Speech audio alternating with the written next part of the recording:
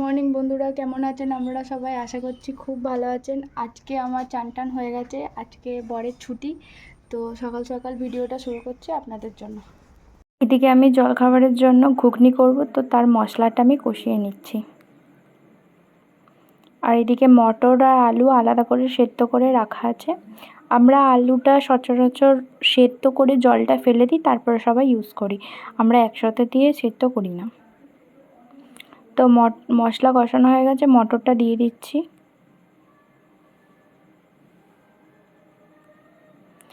জলও দিয়ে দিলাম। আর আজকে ঘুগনিটা একটু স্পাইসি হয়ে গেছে, তো বাড়িতে একটু সবাই ঝাল কম খায়, তো একটু ঝালটা বেশি হয়ে গেছে, ওই জন্য লাল লাল পাড়া দেখা যাচ্ছে।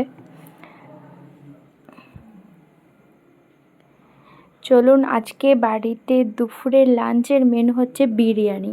তো বিরিয়ানির চালটা অবশ্যই 1-1.5 ঘন্টা আগে ভেজানো দরকার, তো আমি ভিজিয়ে দিয়েছি 11টার সময়। আর এদিকে মাংসটাও ম্যারিনেট করে রেখে দিয়েছি। আর এইদিকে আমি রসুন পেঁয়াজ এগুলো একটু ছাড়িয়ে নিচ্ছি, আর আলুটাও কেটে নিচ্ছি। এরই মধ্যে বিপত্তি, গ্যাস শেষ হয়ে গেছে।